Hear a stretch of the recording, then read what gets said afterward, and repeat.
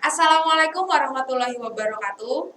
Selamat datang di pembelajaran biologi kelas 10 SMA Muhammadiyah Bantul.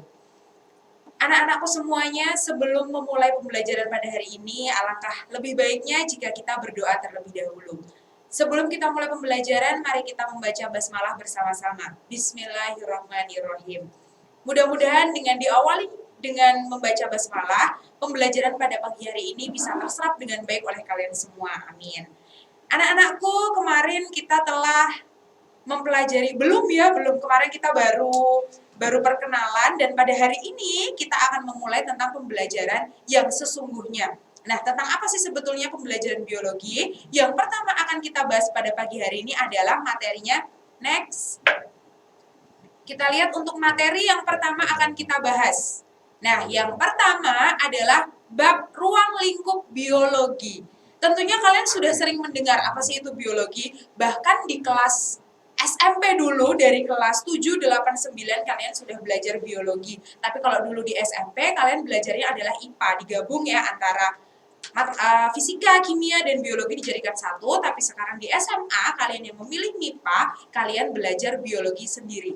Nah, hari ini kita akan belajar tentang ruang lingkup biologi. Next.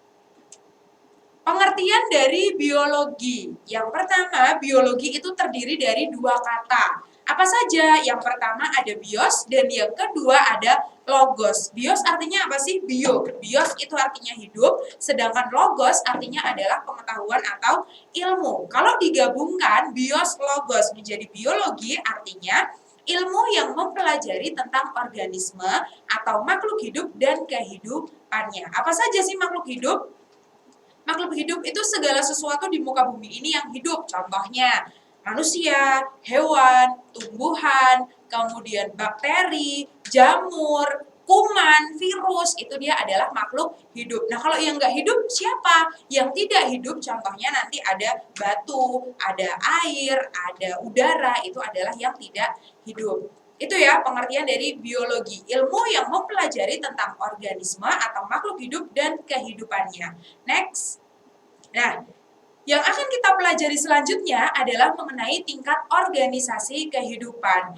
Dimulai dari yang paling bawah, di situ kalian bisa melihat yang paling bawah kita mulai dari molekul, kemudian naik ada sel, jaringan, organ, sistem organ, organisme, populasi, komunitas, ekosistem, bioma, dan biosfer. Ini silahkan kalian hafalkan, karena ini biasanya keluar di ujian, jadi kalian harus mengetahui tingkatan organisasi kehidupan. Mulai dari yang paling bawah sampai paling atas, atau bisa juga kalau di soal itu nanti dari yang paling atas sampai yang paling bawah. Kalau ditanya dimulai dari sebutkan tingkatan organisasi kehidupan mulai dari yang paling tinggi ke yang terendah. Berarti kalian menyebutkannya mulai dari biosfer, bioma, ekosistem, komunitas, populasi, organisme, sistem organ, jaringan, sel, dan molekul. Jadi nanti tergantung dari konteks pertanyaannya. Dia minta dari yang paling tinggi atau minta dari yang paling rendah. Next. Kita akan bahas satu persatu tentang apa sih itu tadi ya, tingkatan organisasi kehidupan. Di sini Budian akan membahas mulai dari yang paling rendah dulu. Yang pertama adalah molekul. Kalau mungkin kalian ada yang bertanya, loh bukannya yang bagian paling kecil di muka bumi itu adalah atom? Betul, tapi atom tidak akan kita pelajari di sini. Atom bisa kalian pelajari nanti di pelajaran kimia. Pada pelajaran biologi, yang terkecil nantinya adalah molekul. Molekul berperan dalam mengendalikan struktur dan fungsi sel. Nah, molekul sendiri ini terdiri dari 4 bagian, itu 4 ya sebetulnya. Yang pertama ada karbohidrat, kedua protein, dan yang ketiga adalah lipid. Jadi ada 4 molekul. 4 molekul. Yang pertama ada karbohidrat, kedua lipid atau lemak. Yang ketiga tadi ada protein, dan yang keempat asam nukleat. Apa sih asam nukleat? Asam nukleat ini dia terdiri dari 2 macam. Yang pertama ada DNA dan yang kedua ada RNA. Pastinya kalian Semuanya sudah pernah mendengar apa sih itu DNA dan apa itu RNA. Mungkin yang sering terdengar adalah DNA. Kalau mendengar DNA, biasanya kalian kaitannya dengan apa yang biasanya kalian dengar kalau ada DNA? DNA berkaitan dengan pewarisan sifat.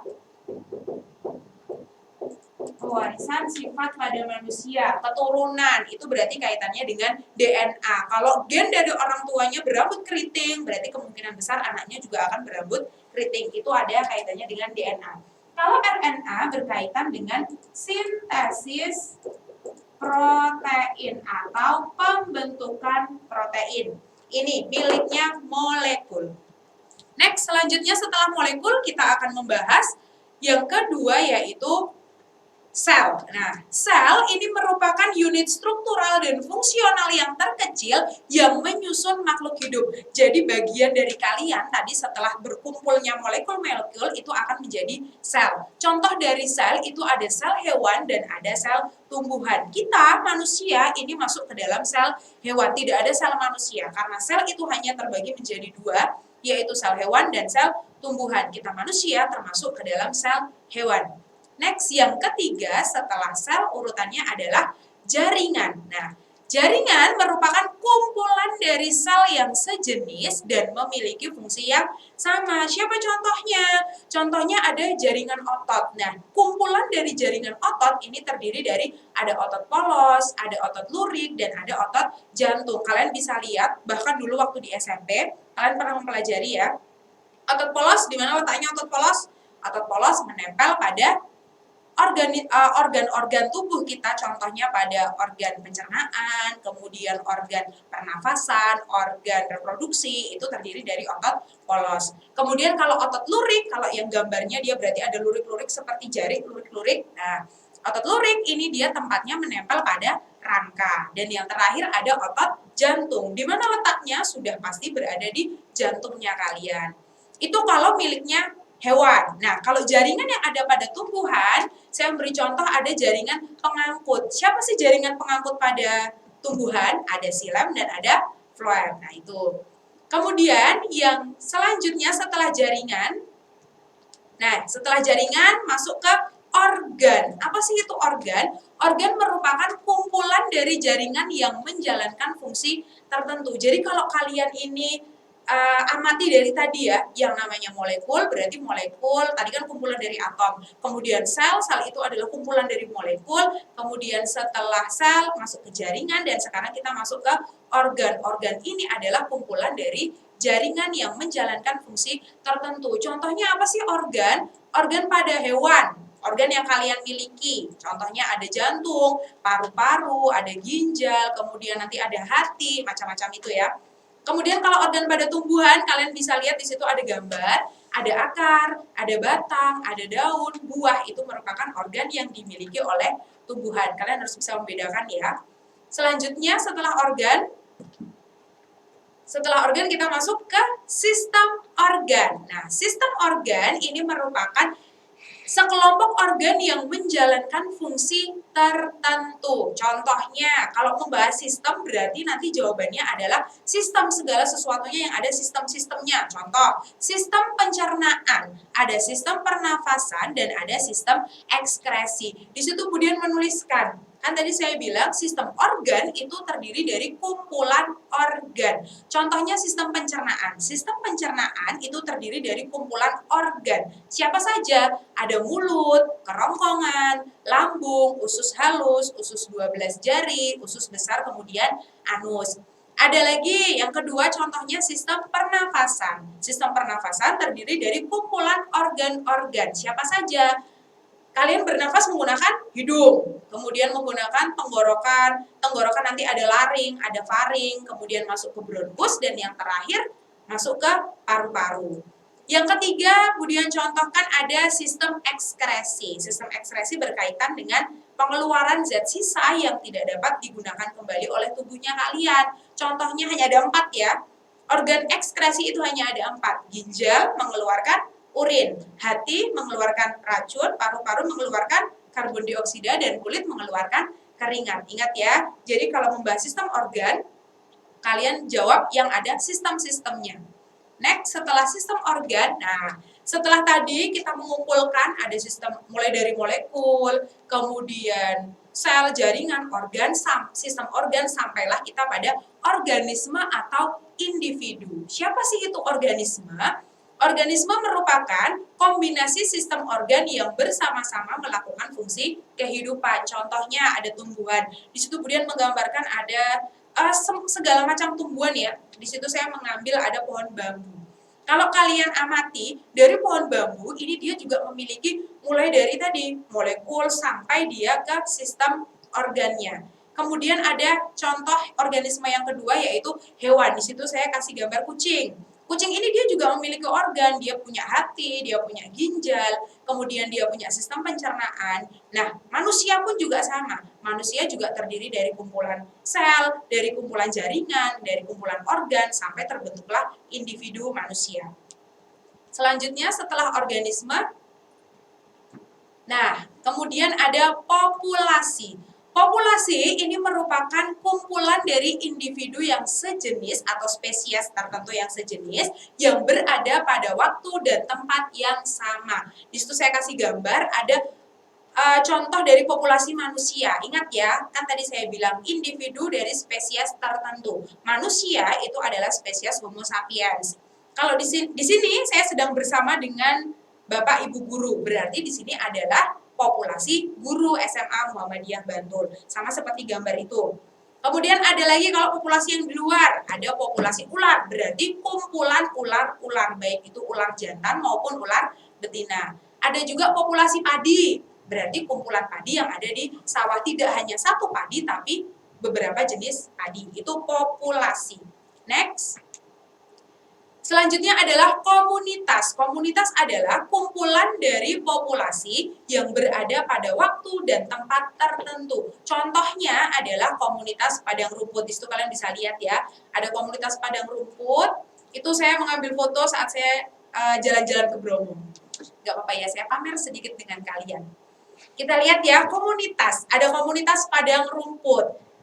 Komunitas terdiri dari kumpulan populasi. Di situ kalian bisa lihat ada gambar rumput, tapi rumputnya nggak cuma satu ya, karena berbagai jenis rumput. Kemudian sudah pasti biasanya kalau misalkan di padang rumput itu kan ada belalang, kemudian ada ular, tapi kan nggak hanya satu ya, biasanya ada berbagai macam, kemudian jumlahnya pun banyak. Nah itu berarti populasi. Kumpulan dari rumput, dari belalang, dari ular membentuklah sebuah komunitas. Next.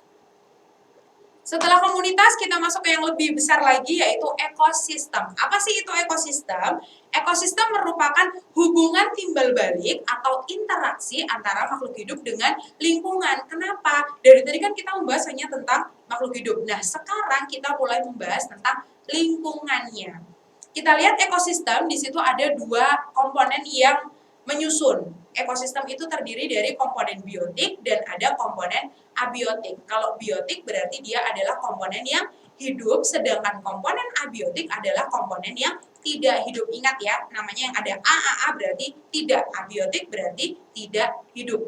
Contohnya apa? Komponen yang biotik dulu, komponen yang hidup. Ada tumbuhan, ada hewan, jamur, bakteri, virus, itu adalah komponen biotik.